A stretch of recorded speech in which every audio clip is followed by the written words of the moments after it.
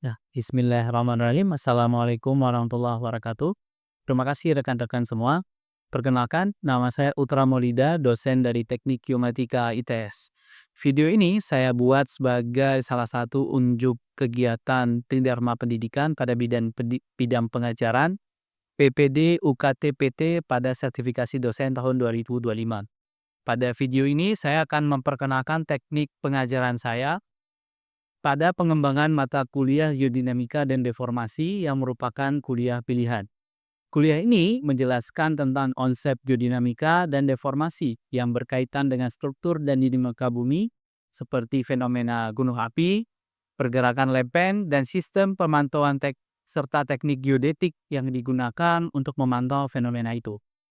CPL yang dibebankan pada perkuliahan ini meliputi yang pertama CPL 5, mampu merancang kegiatan survei dan pemetaan, CPL 6 mampu mengidentifikasi, merumuskan, menganalisis, dan menyelesaikan permasalahan. Dan terakhir, mampu melakukan akuisisi data spasial menggunakan metode pengukuran modern. CPMK dari perkuliahan ini meliputi yang pertama, mampu menjelaskan keterkaitan antara struktur bumi dan teori tektonik lempeng dengan fenomena geodinamika dan deformasi, mampu mengidentifikasi jenis-jenis fenomena geodinamika dan deformasi, mampu menjelaskan aspek geodetik dalam studi geodinamika dan deformasi. Yang keempat, mampu mengidentifikasi metode geodetik yang sesuai untuk mengamati dan menganalisis fenomena geodinamika dan deformasi. Yang terakhir, mampu mengaplikasikan metode geodetik dalam studi geodinamika dan deformasi dan menganalisis hasilnya. Sedangkan untuk evaluasi perkuliahan ini akan didasarkan pada tugas yang berbasis kasus dan berbasis proyek, ujian tengah semester, kuis, dan ujian akhir semester. Pada perkuliahan ini, mahasiswa dianggap tidak lulus jika mendapat nilai D dan E. Selamat menyaksikan. Assalamualaikum warahmatullahi wabarakatuh. Waalaikumsalam warahmatullahi wabarakatuh. Ya, alhamdulillah ya teman-teman. Hari ini kita akan melanjutkan kuliah kita terkait dengan sistem navigasi satelit global GNSS dan aplikasinya untuk pemantauan deformasi. Nah, sebelum kita lanjut ke materi, mungkin kita sapa teman-teman dulu ya. Gimana Sal kabarnya? Alhamdulillah baik. Nampaknya sehat ya. Ya, alhamdulillah ya. Zaki sehat? Sehat, alhamdulillah. Ya emang nih cuaca emang sedang kurang bersahabat dikit. Ya, ini lagi pergantian musim jadi teman-teman sebenarnya kuliah ini ya tetap harus jaga kesehatan ya, selain teman-teman semakin jago tiap minggunya ya. Nah, pada minggu ini kita akan bahas satu buah materi yang kira-kira ini materi lanjutan dari kuliah-kuliah sebelumnya.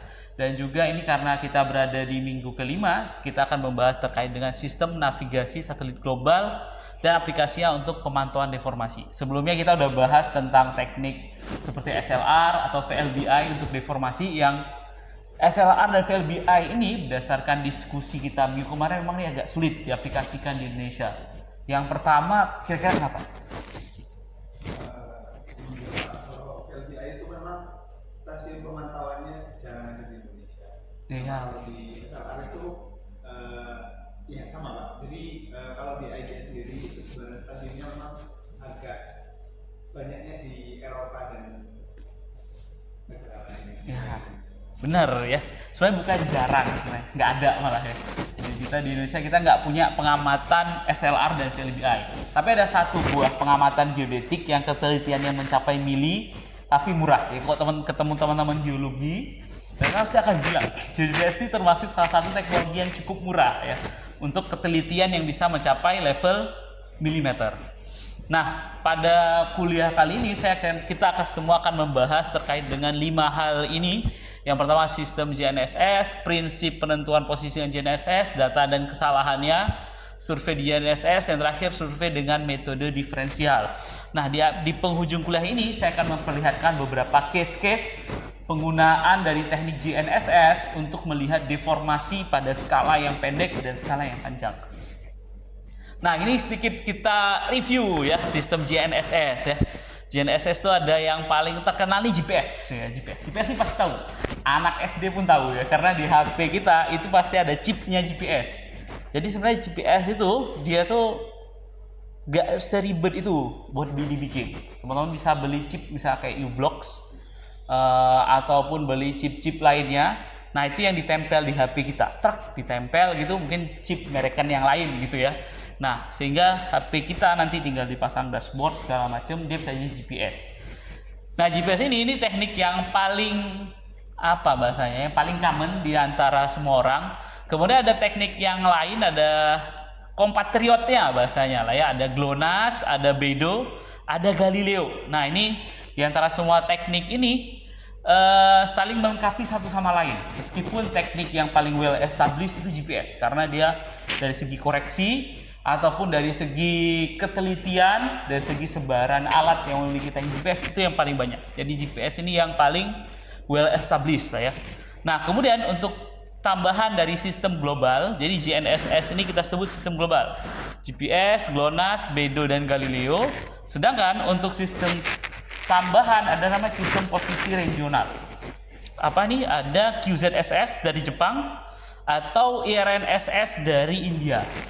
Nah ini tambahan. Jadi kalau misalnya teman-teman nanti misalnya beli receiver GPS, receiver positioning, itu nanti ditawarin biasanya. Kanal yang mau dibuka itu apa? Nah biasanya yang paling common itu GPS sama GLONASS, kemudian ada tambahan biasanya QZSS atau IRNSS. Atau kalau kita mau tambah buka kanal yang lain, nanti biasanya ada fee tambahan gitu ya. Biasanya dia tergantung pada antena dan receiver yang akan kita gunakan. Nah kenapa GNSS menarik nih kira-kira Diko? Yang pertama tidak tergantung cuaca ya, tergantung cuaca dan waktu. Jadi kapan aja kita bisa mengukur. Yang tergantung cuacanya sebenarnya kita ya. Ya kalau misalnya cuacanya lagi nggak enak ya kita bisa ngedrop. Nah yang kedua ada cakupan wilayahnya luas. Kira-kira kenapa cakupan wilayahnya bisa luas, Diko? Kira-kira kenapa? Karena terbang satelit dari GPS sendiri itu di angka 20.000 km, jadi bisa mencakup wilayah yang Ya betul. Sebenarnya paling penting dia terbang di 20.000 kilo. Jadi satu GPS itu bisa direcord di 2 receiver yang jaraknya bisa lebih daripada 500 kilo. Jadi saat 500 kilo kita bisa nanti teman-teman bisa bikin hubungan antar 2 receiver yang dia sangat jauh. Karena GPS ini terbang sangat tinggi ya. Jadi terbang di 20 ribuan. Keuntungannya salah satunya itu. Yang kedua, dia tidak terpengaruh topografi. Meskipun topografi ini nanti akan mengundang multipath ya. Ya, tapi secara umum tidak terpengaruh topografi. Ini mungkin bandingannya sama teknik kayak electronic translation lah ya. Nah, kemudian yang kedua, dia mengacu pada datum global. Yang ketiga, itu pengoperasiannya sekarang udah lebih mudah. Mungkin teman-teman pernah waktu kita survei pakai GPS sekarang tinggal klik nyala selesai ya. Kemudian lama-lama itu alatnya itu makin kecil. Jadi lama-lama alat untuk pengamatan GPS itu akan makin kecil. Nah, mungkin satu hari kayak HP lah ya. Jadi malah kita takut hilang. Ya, yang ketiga yang terakhir dia dapat digunakan untuk menentukan parameter yang lain. Apa parameter utama dari GPS? Produk utama GPS apa? Holik? Ya.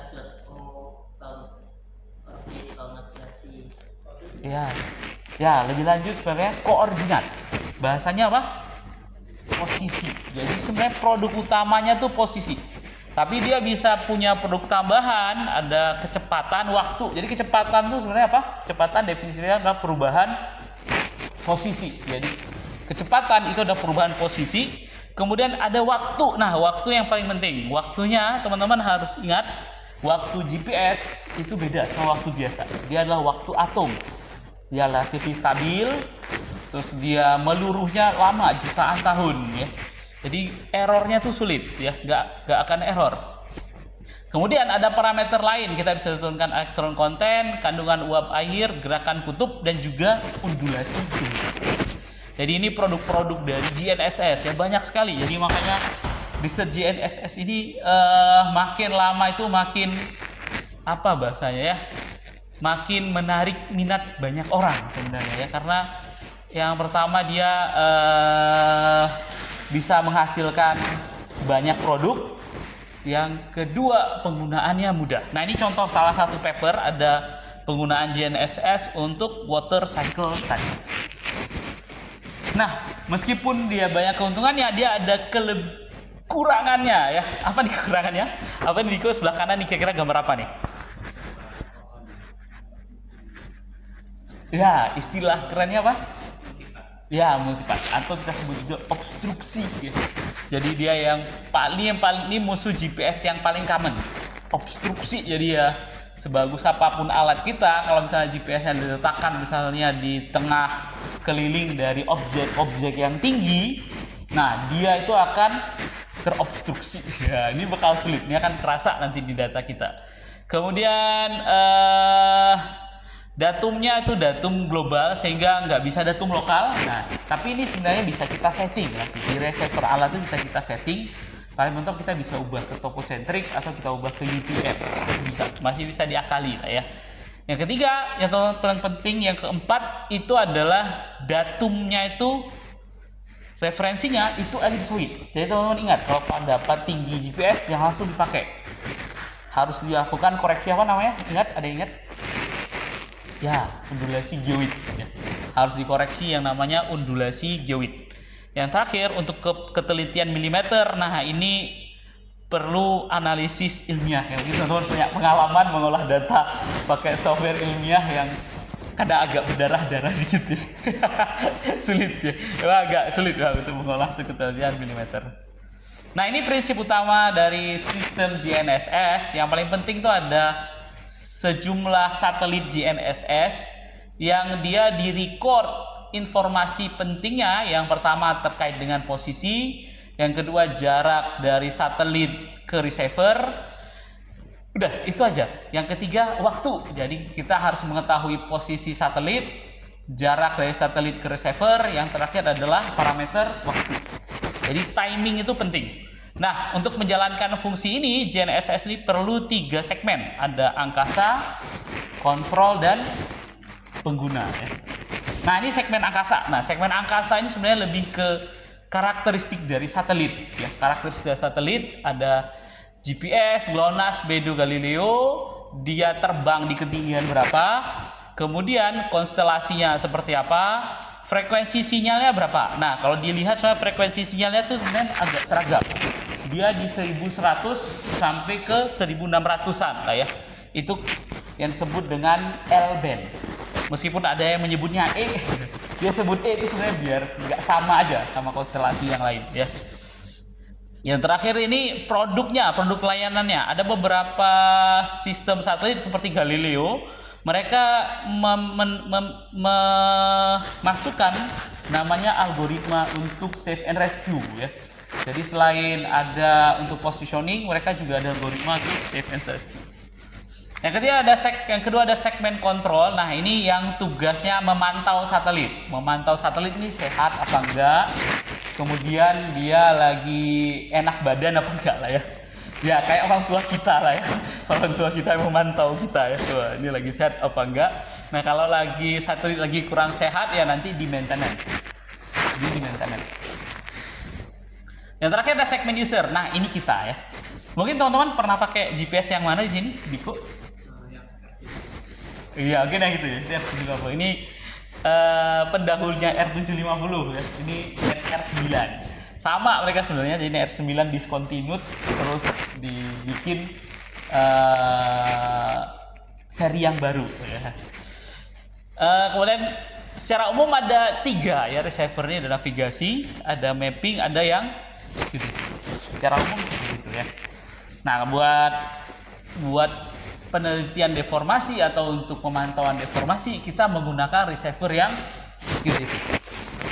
Kenapa geodetik? Kenapa kira-kira? Kak Faisal. Karena kalau geodetik itu lebih bagus untuk penelitian milimeter. Ya, bener ya. Yang paling penting dia sampai ke ketelitian milimeter itu penyebabnya karena dia frekuensi sinyalnya. Dua ini dia pakai sinyal pseudo range.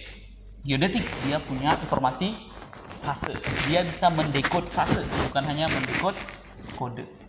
Nah, selanjutnya kita akan, kalau GPS tadi kelebihan nih kesalahannya ya. Memang kalau kita mau berubah, mau berubah lebih baik, mau bertobat, kita mulai dari mematahkan kesalahan dulu ya. Kesalahan saya apa? Sholat jamaah sering telat, misalnya seperti itu ya. Ya, kesalahannya apa? Yang pertama ada terkait banyak hal, ada efek refraksi, ada koreksi jam, ada posisi satelit. Kita lihat satu-satu ya. Mungkin sebelum ke sana kita coba lihat dulu ya komponen sinyal dari GNSS. Nah, ini komponen utama sinyal GNSS. Yang pertama ada data kode. Jadi GPS saat GPS atau GNSS saat pertama kali diluncurkan, itu niat awalnya itu dia cuma sinyal kode.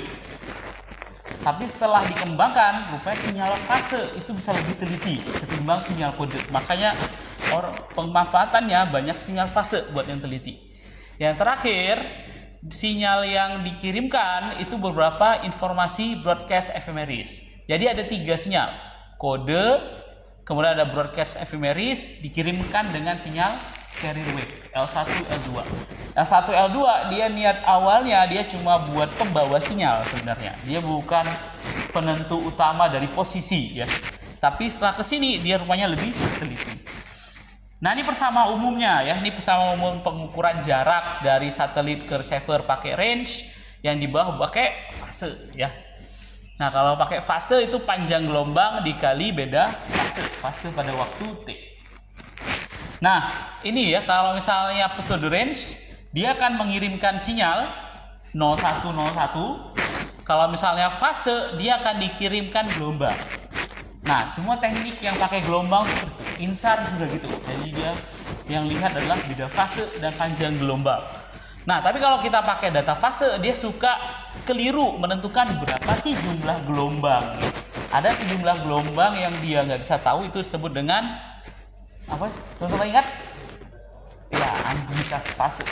Jadi ketika memakai data fase, ambiguitas fase ini harus dipecahkan dengan baik. Nah, kita lihat kesalahan dari receiver GPS, dari GNSS. Yang pertama ada kesalahan orbit. Nah, orbit karena dia mengirimkan informasi orbit, itu informasi yang dikirimkan itu salah. Jadi meleset ya. Yang kedua ada bias cycle slip. Cycle slip itu bias akibat apa? Ya, persis.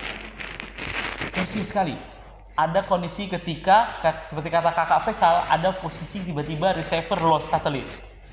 Penyebabnya apa kira-kira?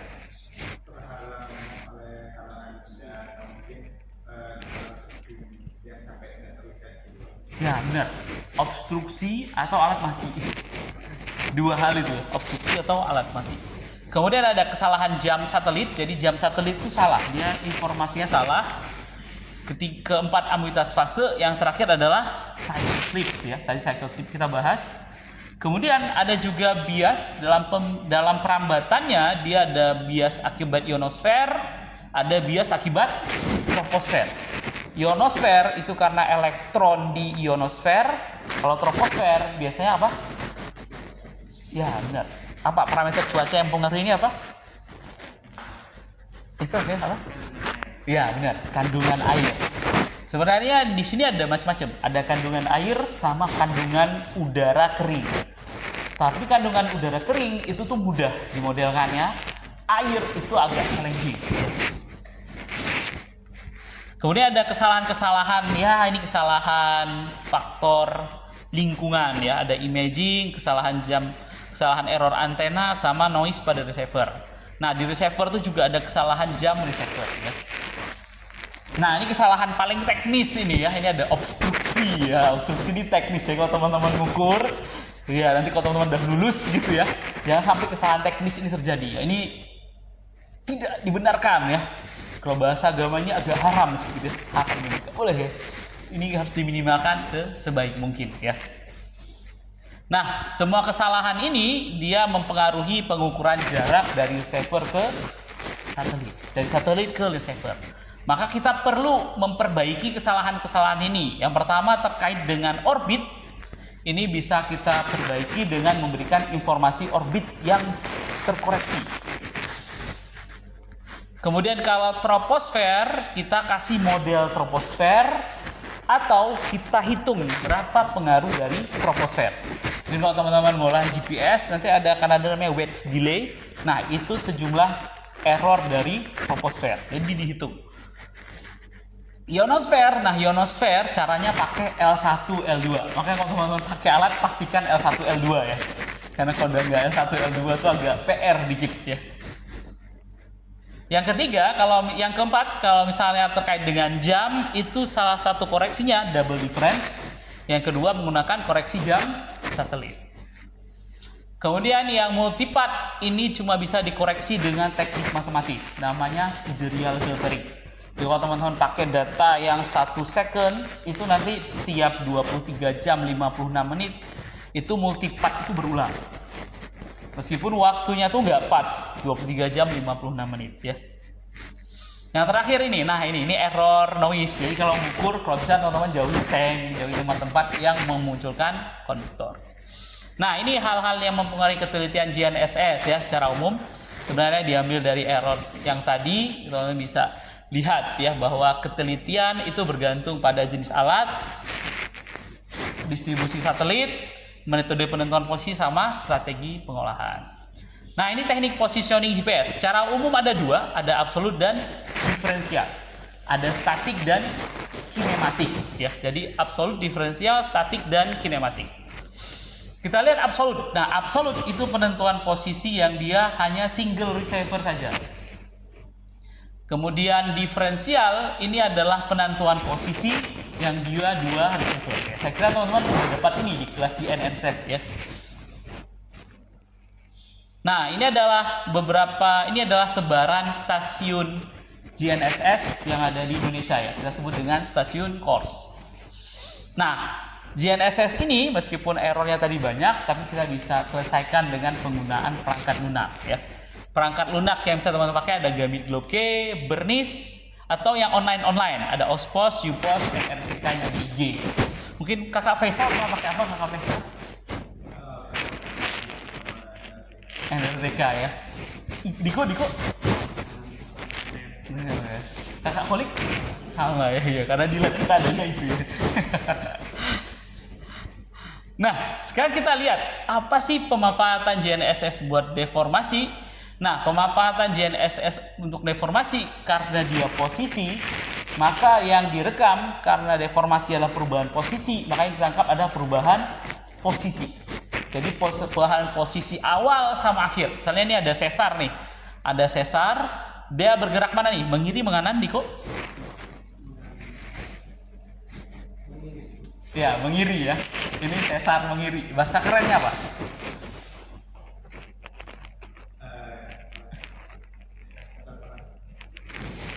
Sinistral ya. Nah, kita akan peroleh ini, kita bisa melihat pola ekstensi, kompresi. Nah, nanti ini materi ini akan banyak kita banyak bahas di materi deformasi ya. Nah, ini misalnya deformasi akibat zona subduksi ya.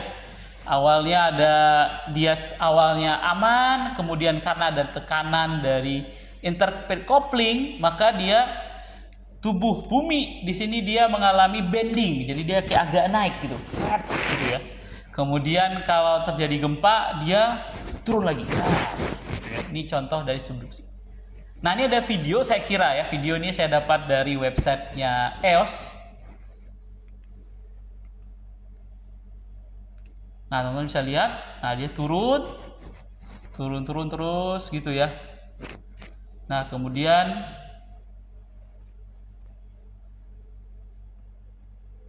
saat gempa dia bergerak sangat cepat. Nah, bentuk rekaman itu dalam GPS ini berupa time series. Teman-teman pernah lihat ini? Kira-kira gimana nih gambaran time series ini, Diko? Coba kita. Awalnya itu biasa, terus terjadi perubahan posisinya sangat. Setelah itu dia perubahannya mulai pelan-pelan untuk menyesuaikan. Ya benar. Ataupun ada gempa lagi nih di 2010 ya, 2010 sama 2012. gempa lagi. Jadi bisa jadi satu sumber gempa dia relaksasi, tapi ada gempa lain yang muncul ya. Nah, ini yang terekam di GNSS ya. Nah, GNSS dia bisa mendeskripsikan pergerakan akumulatif dari sumber-sumber gempa ya. Bisa jadi sebelum dan setelah gempa. Nah, kalau misalnya kita ambilkan panah, nah ini pada kasus gempa Tohoku, ini sebelum gempa, ini ketika gempa, dan di sebelah kanan itu setelah gempa. Jadi, sebelum gempa dia ke sini, ketika gempa dia balik, ketika setelah gempa dia masih sama dengan pergerakan saat gempa ya. Nah, ini kesimpulan kuliah kita hari ini. Jadi teknik GNSS ini mampu merekam fenomena geodinamika ya secara kontinu dengan ketelitian temporal yang tinggi seperti kegempaan. Yang kedua, secara teknis dia tuh sebenarnya kekurangan GNSS itu bergantung pada posisinya. Dia lemah karena obstruksi, makanya GNSS selalu pasang di tempat yang tinggi. Yang terakhir, pemolaan deformasi menunjukkan siklus yang berkelanjutan dan kontinu ya. Mungkin sebelum itu ada pertanyaan dari teman-teman. Mau. Misal kan itu GPS buat penentuan kayak gempa terjadi gitu ya.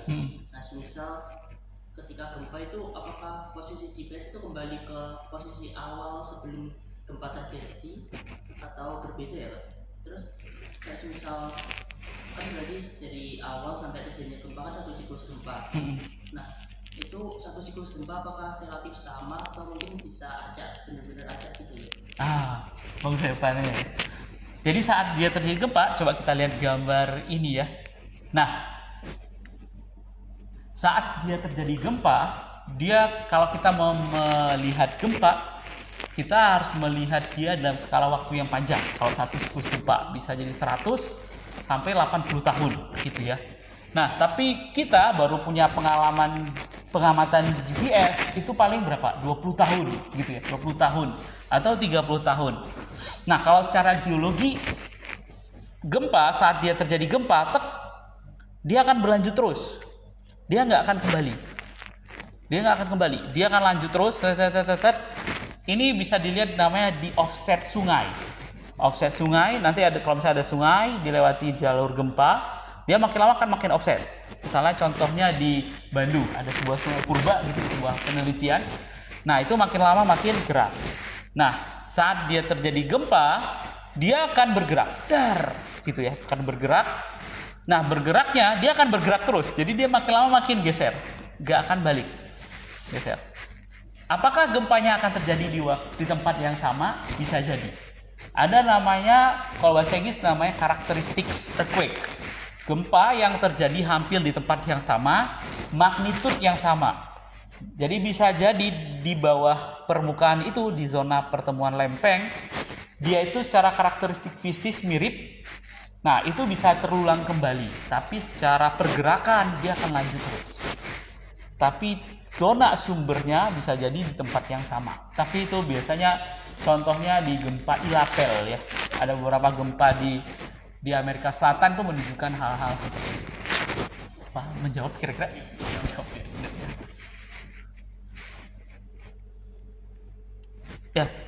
Ya. Mungkin kita cukupkan ke sesi tugas ya. Ini tugas buat teman-teman ya, oleh-oleh dari saya ya. Nah, teman-teman diharapkan untuk menganalisis dan membandingkan teknik-teknik geodetik. Ini kayak tanya kata Faisal ya.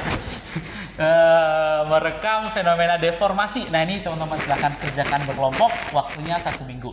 Nah, nanti tugasnya silahkan dikumpulkan di My Classroom. Dan teman-teman harap membaca rubrik tugasnya juga gitu ya. Saya kira sekian kuliah dari saya hari ini, mudah-mudahan bermanfaat buat teman-teman, dan saya harapkan ini bisa menjadi salah satu insight baru buat teman-teman untuk melihat suatu teknik yang bernama GNSS yang digunakan untuk pengamatan deformasi bumi. Saya kira itu buat hari ini. Saya mohon maaf kalau ada kurang. Kita ketemu lagi di pertemuan selanjutnya. Terima kasih. Assalamualaikum warahmatullahi wabarakatuh.